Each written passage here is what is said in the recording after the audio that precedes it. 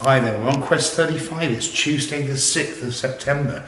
And yes, I believe my voice is finally starting to come back on and off, which is actually marvellous news.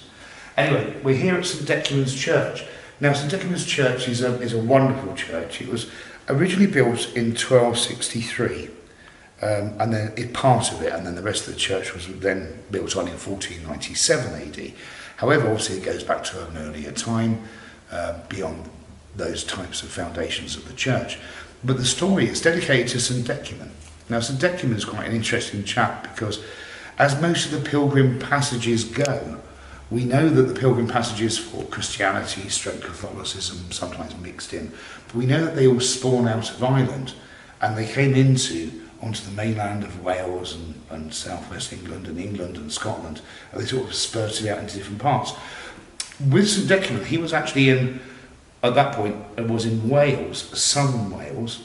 So where WATCHET, where we are today, a place called WATCHET, in Somerset, northwest Somerset, comes round the channel there. He got a boat, a very tiny boat, and travelled across the channel and landed at WATCHET. And that's where he set up his practice. Now, the humorous thing is that he crossed the channel with nothing more than one solitary cow. Yeah, I did say that right, and you did hear that right. One solitary cow in this tiny little rickety wooden boat, crossing the channel on his way, on his pilgrimage, and then ending up in WATCHET. It's the most fascinating story you could ever come across, really. A man and his cow. You know, it sort of beats the man and his dog, I guess.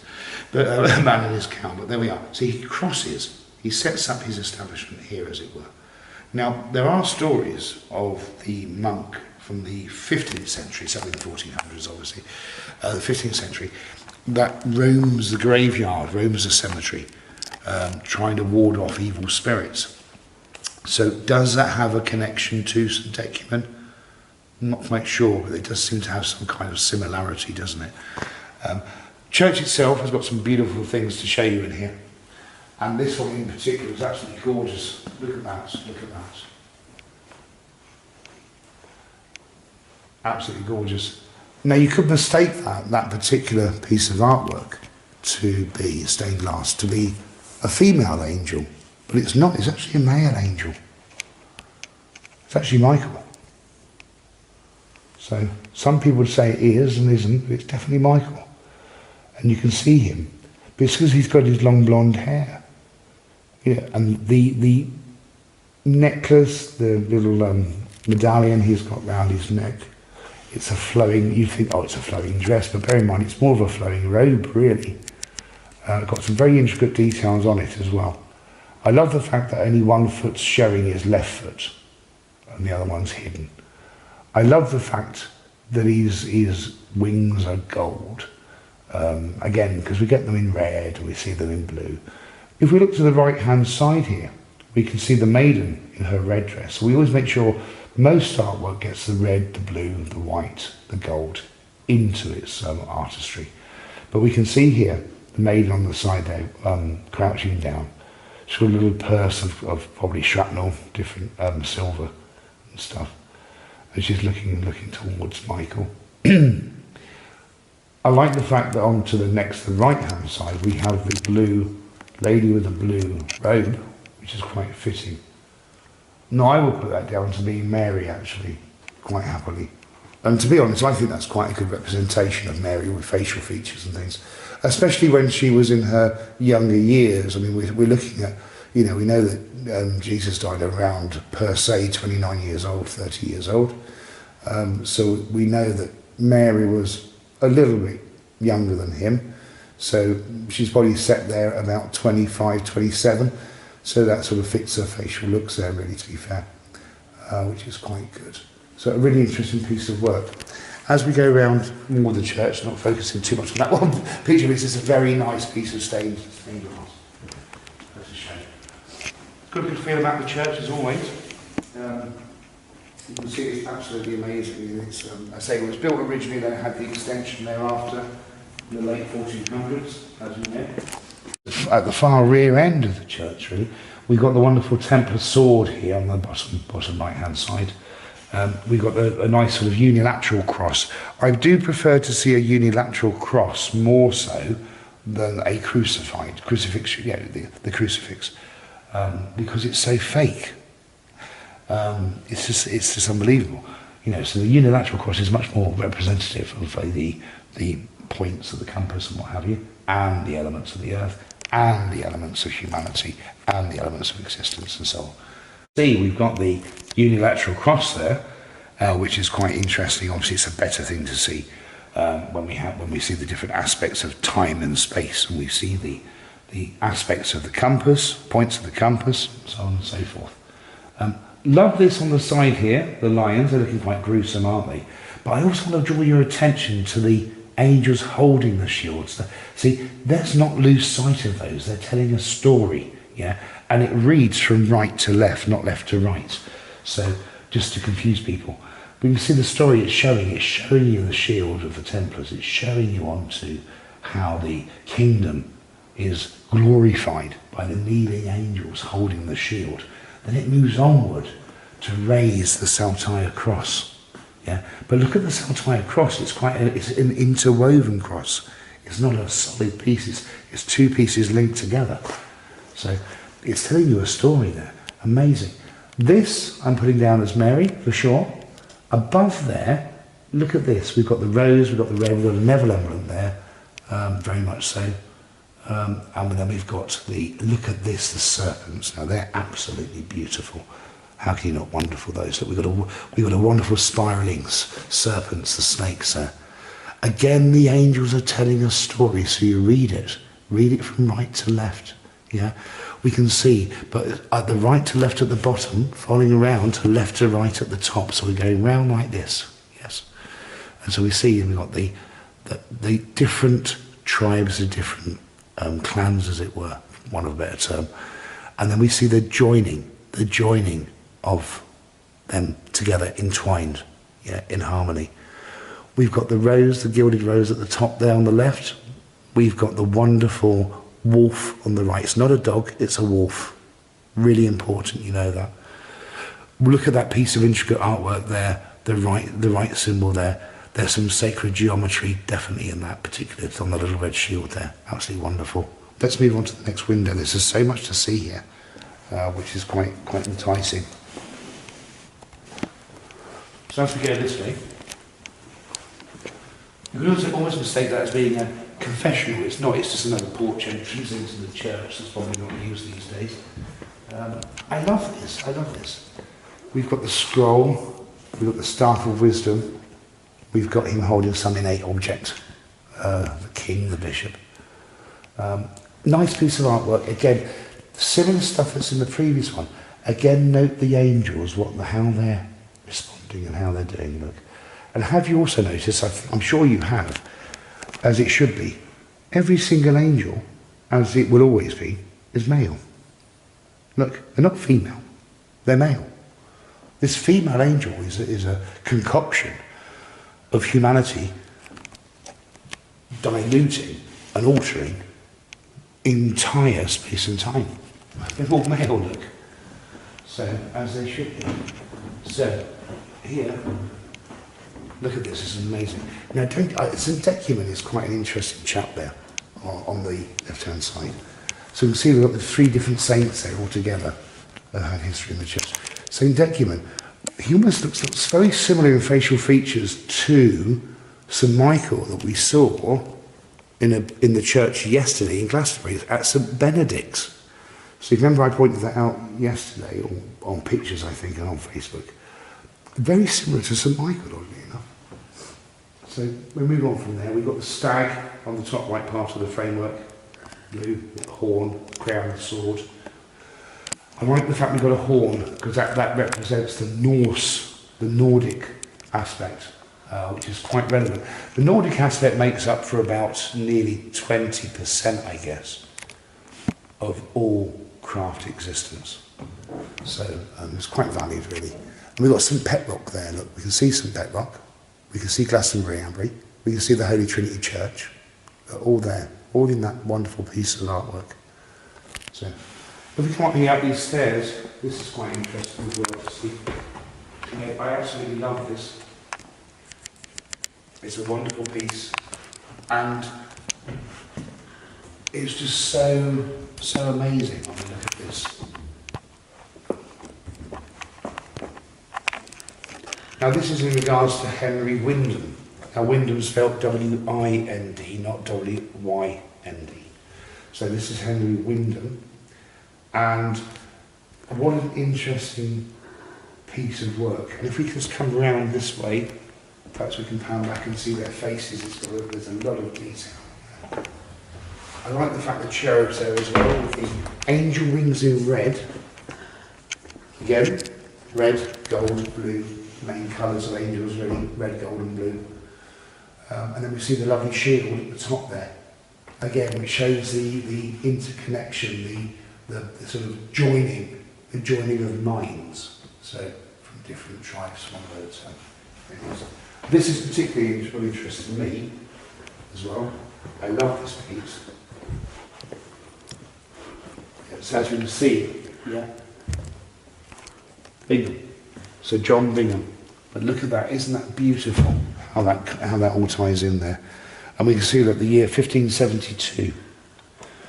So it's an amazing piece, and it's survived. It's survived. It's just got, you just want to get a piece of paper and do some brass rubbings and things and get the whole thing, the whole detail. Amazing there, absolutely amazing. Okay, let's walk round to the high altar. A bit more ground, I guess. So as I say, St Decumans Church, dedicated to WATCHET, W-A-T-C-H-E-T. A lovely place in Somerset. We've got the pulpit here. To be honest, it's not much to write home about.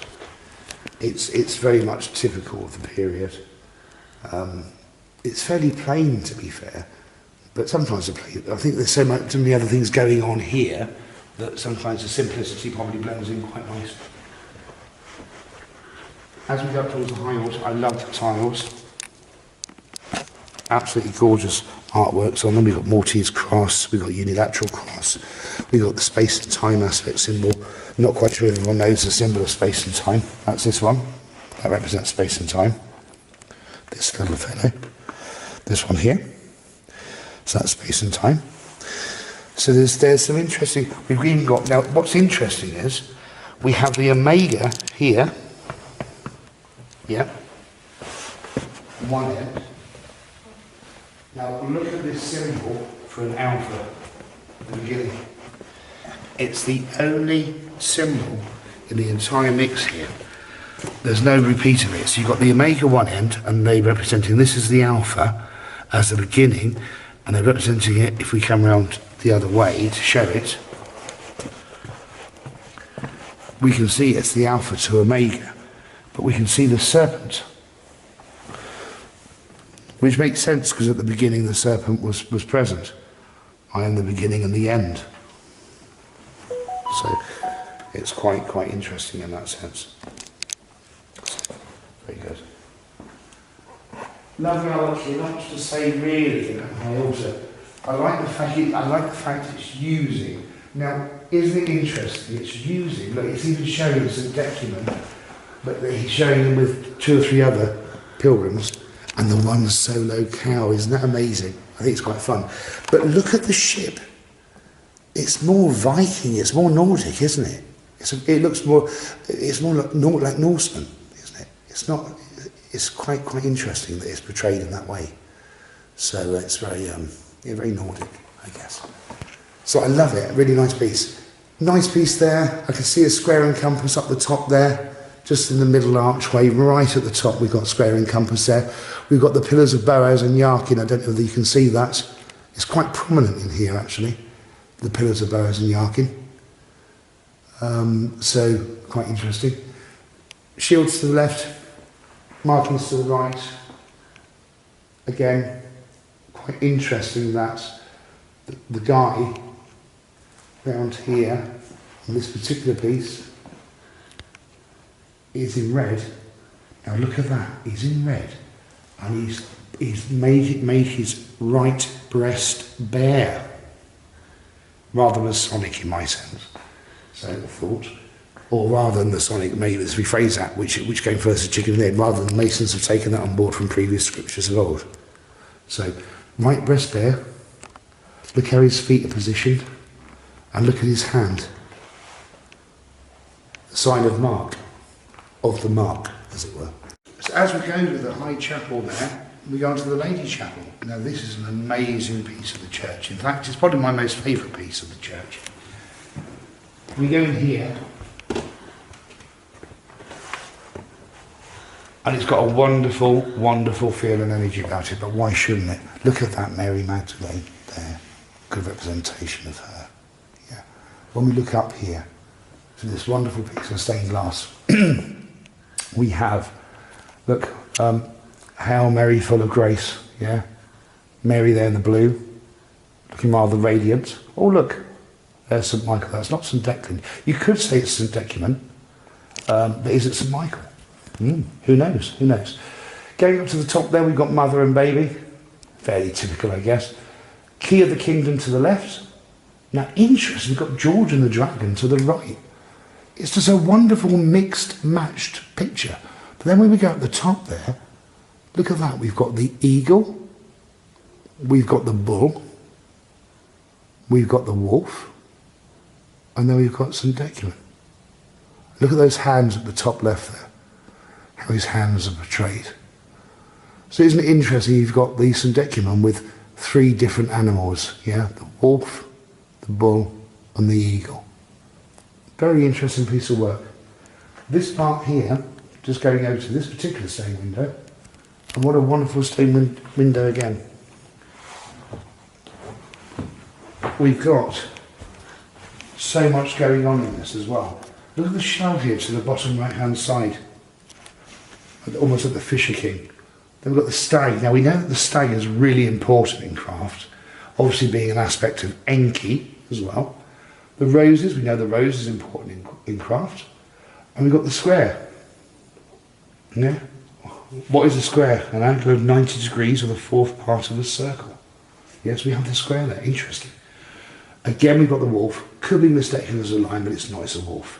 Then we've got the doves. Now the doves are actually a red square there. That's quite an interesting symbol there. Symbology as it goes. Going up to the top window, top left, we can see the crescent moon. Right up there to the top left, we can see that. Got the crescent moon. We've got the nice stripe there, we've got the blue. Then we go over to now this is St Denis the Martyr. Isn't that interesting, St Denis there? In the red, with the red of the kingdom, and the blue and the white. Templar markings on there. I quite find it a little bit disturbing that the sword is going right through his neck. Now that's telling a story, isn't it? If you see the sword is going straight through, it's not going behind his neck, it's very clearly going straight through his neck. Yeah. And then to the right there we have the lambs, or rams actually, not even lambs, they're rams. And again, the Fisher King. We've got the acacia in gold, which is quite interesting. Acacia tree, but it's actually in gold. So that's quite good as well. I love the fact we've got 4 aspects of the wolf at the far top. How they're all looking in on each other. So, I mean, the wolf, as we know, is a very prominent creature in craft, as it should be, for a multitude of reasons. Okay, so out to the Lady Chapel then.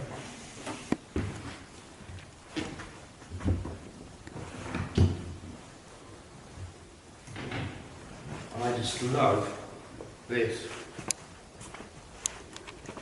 It's a really interesting, okay, it's part of the drainage, but try and ignore the drainage part of it.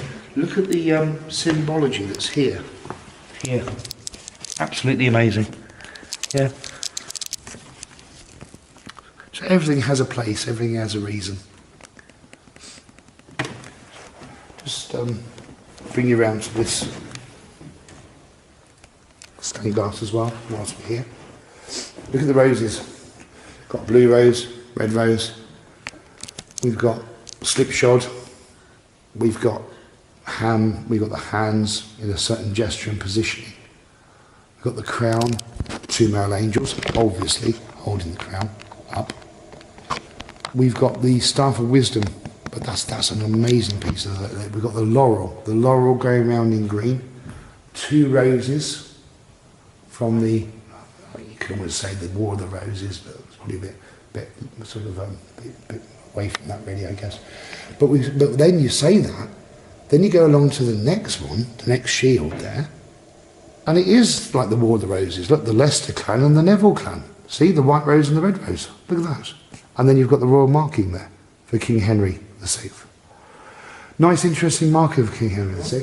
Again, we've got the 4 wolves at the top, but you've got King Henry VI there. Quite interesting. Nice little sort of memory to those who have fallen.